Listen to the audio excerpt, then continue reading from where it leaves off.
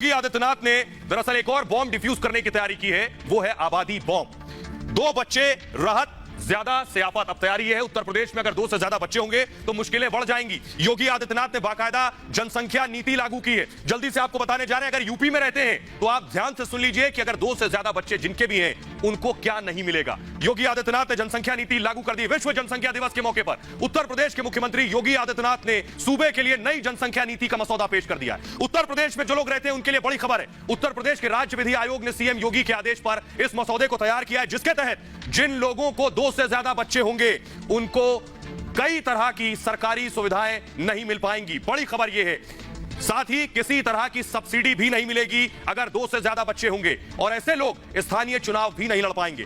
मसौदे के मुताबिक 2 से ज्यादा बच्चे वाले अभिभावक 77 तरह की, जी हां 77 तरह की सरकारी योजनाओं और अनुदानों का लाभ नहीं ले सकेंगे। जिन लोगों के 2 से ज्यादा बच्चे होंगे वो सरकारी नौकरी नहीं कर पाएंगे, यानी उन्हें सरकारी नौकरी नहीं मिलेगी। इसके अलावा जो लोग पहले से सरकारी नौकरी कर रहे हैं, देखिए जरा बड़ी खबर ये, अगर पहले से सरकारी नौकरी कर रहे हैं और बच्चे 2 से ज्यादा हैं तो उनके 2 से ज्यादा बच्चे हैं, उन्हें अब प्रमोशन नहीं दिया जाएगा। तीसरी संतान अगर पैदा करते हैं तो जनप्रतिनिधि का निर्वाचन रद्द करने का भी प्रस्ताव मसौदे में शामिल है। सरकारी कर्मचारियों के लिए प्रमोशन तक रद्द करने से लेकर नौकरी से निकाले जाने तक का प्रस्ताव किया गया है। नई जनसंख्या नीति के मसौदे के मुताबिक आपको बताएं कि उत्तर प्रदेश सरकार के उन कर्मचारियों को प्रमोशन मिलेगा जिनके 2, यानी प्रमोशन किसे मिलेगा, सुविधाएं भी हैं, 2 या उससे कम बच्चे होंगे तो सरकारी नौकरी करने वाले ऐसे कर्मचारियों को बाकायदा आवासीय योजनाओं में रियायतें मिलेंगी। घर लेंगे तो आपको बाकायदा रियायत मिलेगी। 2 संतानों की नीति अपनाने वाले सरकारी कर्मचारियों को पूरी सेवा के दौरान, जी हां पूरी सेवा के दौरान अतिरिक्त प्रमोशन भी मिल जाएगा। 2 बच्चे पैदा करने वाले ऐसे लोग जो सरकारी नौकरी में नहीं है उन्हें भी कई तरह की छूट दी जाएगी। छूट में क्या क्या शुमार है देखिए जरा, अगर आपके 2 से ज्यादा बच्चे नहीं है तो आपको हाउस टैक्स में छूट मिलेगी, आपको होम लोन में छूट मिलेगी। योगी आदित्यनाथ सरकार ने यह बड़ा एक्शन है योगी का जनसंख्या नीति के जरिए, क्या क्या फायदे मिलने वाले हैं। तो सवाल यह है, आपको बताने जा रहे हैं कि आखिर इसकी जरूरत क्यों पड़ी। जल्दी से आपको दिखाते हैं आखिर उत्तर प्रदेश में जनसंख्या नीति की जरूरत क्यों आन पड़ी है। देखिए जरा जल्दी से ग्राफिक दिखाएंगे। नई नीति की वजह है उत्तर प्रदेश में जनसंख्या दरअसल लगातार बहुत तेजी से बढ़ रही थी। इसको काबू पाने के लिए यह कोशिश की गई। 2011 में 20 करोड़ आबादी थी, 2011 में, 2021 में 24 करोड़ हो गई, यानी 4 करोड़ बढ़ गई है। जरूरी सुविधाओं पर दबाव बढ़ गया था लगातार उत्तर प्रदेश में, कई तरह के संकट खड़े हो गए थे यूपी के सामने। पानी की किल्लत शुरू हो गई थी, उत्तर प्रदेश का हाल जानते हैं। बिजली की खपत बढ़ गई थी कि आखिर बिजली कटौती यूपी में हो रही। रोजगार की समस्या पैदा हो गई थी कि यूपी में एम्प्लॉयमेंट नहीं है। गरीबी बढ़ गई थी यूपी में इस जनसंख्या वृद्धि की वजह से। शिक्षा में गिरावट आ रही थी लगातार, प्रदूषण बढ़ गया था यूपी में। तो यह वजह रही, दरअसल जरूरत थी कि जनसंख्या नीति को लेकर आया जाए। और बड़ी वजह मैं आपको बताऊं कि यूपी ने कई बड़े बड़े देशों को पीछे छोड़ दिया है, वो मैं आपको दिखाने जा रहा हूं। देखिए जरा, इससे पहले भी मैंने आपको दिखाया, लेकिन एक बार फिर से नजर डालिए जरा, यूपी ने कैसे दुनिया के अलग अलग मुल्क को जनसंख्या में पिछाड़ दिया है। देखिए जरा ग्राफिक्स आपके सामने है। उत्तर प्रदेश की आबादी कई देशों की आबादी के बराबर है, बेशक बराबर नहीं, मैं कहूंगा ज्यादा है। आप हैरान हो सकते हैं लेकिन ये एक सच्चाई है। देखिए जरा, उत्तर प्रदेश में 24 करोड़, उत्तर प्रदेश की आबादी आपके सामने देखिए जरा, 24 करोड़ यूपी में है। एक मुल्क पाकिस्तान, पड़ोसी मुल्क है, दूर जाने की जरूरत नहीं है, पाकिस्तान की आबादी भी यूपी से कम है। अगला देश लेकर आइए, 23 करोड़ पाकिस्तान की आबादी है। बांग्लादेश 16 करोड़, यानी उत्तर प्रदेश से कम आबादी बांग्लादेश की है, पड़ोसी मुल्क है। बांग्लादेश में 16 करोड़ आबादी है। तीसरा देश देखिए, ब्राजील की आबादी 22 करोड़ है, 22 करोड़, 24 करोड़ यूपी में, यानी ब्राजील से भी आगे है उत्तर प्रदेश। तो यह है यूपी की हालत जो मैं आपको दिखा रहा था। आइए अब आपको बताता हूं कि लेकिन इस पर सियासत शुरू हो गई। योगी ने, सोचिए 8 महीने बाद चुनाव है, चुनाव से पहले एक मुख्यमंत्री ने इतना बड़ा फैसला लिया है कि आबादी को कैसे रोका जाए, जो उसके लिए नकारात्मक भी हो सकता है चुनाव से पहले, लेकिन आबादी को जो लोग वोट समझते हैं वो परेशान हो रहे हैं। देखिए रिपोर्ट।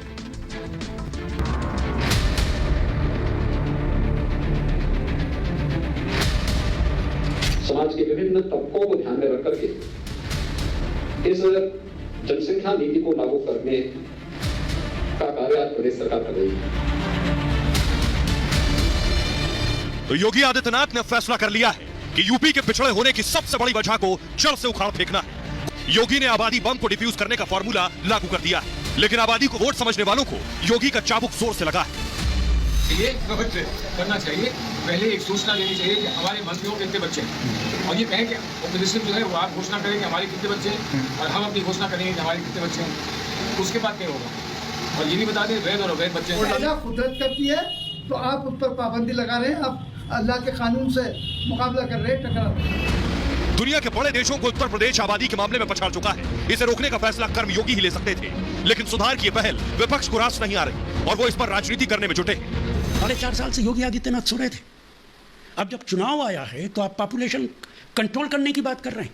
पॉपुलेशन कंट्रोल सिर्फ यूपी में होगा, पूरे देश के अंदर नहीं होगा। और अगर यूपी में कानून बनता है तो लोग बिहार में जाके बच्चे पैदा कर लेंगे और वापस यूपी में आ जाया करेंगे। कांग्रेस ने भी एक अभियान चलाया था, छोटा परिवार सुखी परिवार, ये कांग्रेस का भी नारा था, उसी को आप आगे बढ़ा रहे हो, वो कुछ कर नहीं रहे हो। संख्या बढ़ती हुई आबादी जो होती है उसमें हमारे पर्यावरण के ऊपर भी असर डालता है, हमारे संसाधन पर जोर पड़ता है। जो लक्ष्य है धीरे धीरे करके हमको 2052 तक हम इसको उत्तर प्रदेश में जनसंख्या को स्थिर करना चाहते हैं। जाहिर है उत्तर प्रदेश में विधानसभा चुनाव से पहले राजनीति का सिलसिला जारी है और योगी अपने सुधार के संकल्प पर अडिग हैं और यूपी में नई जनसंख्या नीति का ऐलान हो चुका है। अब आपको सीधी और सरल भाषा में समझाते हैं इससे फायदा क्या होगा। आपकी कितनी तनख्वाह है? 30,000, 40,000? देखिए क्या होता है। दरअसल आपको बताने जा रहे हैं, ये जान लीजिए कि यूपी में आबादी विस्फोट को रोकने के लिए नई नीति लाई जा रही है। उसमें क्या क्या है ये भी हम आपको बता दिया है, लेकिन अगर ये नई नीति आती है तो इससे फायदा क्या होगा यह समझना जरूरी है। इसे समझाने के लिए आपको एक उदाहरण हम दे रहे हैं, जरा इसे समझिए। मान लीजिए कि दो लोगों का महीने का वेतन है 40,000 रुपए। दो परिवार आपको नजर आ रहे हैं, एक मेरे दाईं तरफ और एक बाईं तरफ। अगर दोनों की तनख्वाह है महीने की 40,000 रुपए तनख्वाह है, एक परिवार में सिर्फ एक बच्चा है, दूसरे परिवार में है 3 बच्चे। अब जरा सोचिए दोनों परिवारों में कितना फर्क आ जाता है केवल बच्चों के आधार पर। जिस परिवार में एक बच्चा है वो उस बच्चे को अच्छा खाना दे पाएंगे अगर 40,000 तनख्वाह है, बनिस्बत मुकाबले जिस परिवार में 3 बच्चे उनको 40,000 में 3 बच्चों का पेट भरना होगा। लाजमी है कहीं ना कहीं खाने में कुछ ना कुछ कमी रह जाएगी। ऐसे ही बात एजुकेशन की कर लीजिए, बच्चे की पढ़ाई, दोनों की तनख्वाह, दोनों परिवार की तनख्वाह 40,000 रुपए है, एक के एक बच्चा है, एक के 3 बच्चे। ऐसे ही शिक्षा, जिसके एक बच्चा है उसे एक ही बच्चे की फीस देनी है, वो अच्छे स्कूल में दाखिला कराएगा, लेकिन जिसके 3 बच्चे हैं वो उसी 40,000 में 3 बच्चों को पढ़ाएगा। दाखिला कराने से पहले स्कूल की फीस और अपनी जेब दोनों देखेगा। नतीजा क्या होगा? औसत स्कूल में दाखिला कराना मजबूरी हो जाएगा। यानी आप बच्चे की सेहत से भी खिलवाड़ करेंगे और बच्चे की शिक्षा से भी खिलवाड़ करेंगे। अगली वजह देखिए, बच्चों का स्वास्थ्य बेहद अहम है। अब जिस परिवार के एक बच्चा है वो अपने उस एक बच्चे के स्वास्थ्य का ध्यान बेहतर तरीके से रख पाएगा जिसकी 40,000 तनख्वाह होगी और एक बच्चे की परवरिश करनी। जिसके 2 से ज्यादा बच्चे होंगे वो उस तरह से ध्यान नहीं रख पाएगा, क्योंकि डॉक्टरों की फीस से लेकर बच्चों के टीकाकरण और अस्पताल की फीस की बात मैंने की, इसके अलावा मेडिकल स्टोर का खर्चा, मान लीजिए दवाइयों का, ये सारे इंतजाम करने होंगे जो सीधे सीधे आपकी तनख्वाह पर असर डालेंगे। आधुनिक शिक्षा की बात करिए, पेशेवर शिक्षा की बात करिए, 40,000 जो कमा रहा है तो वो जब शिक्षा देगा, पेशेवर शिक्षा, तो शिक्षा आज के दौर में काफी महंगी है लेकिन जरूरी भी है। ऐसे में जिस परिवार में एक बच्चा है वो उसे अच्छी पेशेवर शिक्षा दे सकता है। थोड़ी प्लानिंग करनी होगी बस। जिस परिवार में 2 से ज्यादा बच्चे हैं वहां उन 3 बच्चों को एक जैसी उच्च शिक्षा देना मुश्किल हो जाएगा। नतीजा ये होगा कि यहां भी औसत कॉलेज ही देखना पड़ेगा। तो यानी सीधे सीधे इसका नुकसान क्या है ये मैंने आपको बताया। अब आपको बताते हैं, जल्दी से सुनिए यूपी के लोग क्या कह रहे हैं। आबादी के लिए हंटर तो योगी ने चला दिया है, क्या यूपी के लोग इसे स्वीकार रहे हैं? क्या यूपी के लोग गुस्से में हैं या उत्तर प्रदेश के लोग खुश हैं? कह रहे हैं ये और पहले होना चाहिए था। सुनिए जरा। जनसंख्या कम होना चाहिए जी, चाहिए बेहतर फैसला है। सरकार को हम लोग कोटि कोटि धन्यवाद देते हैं।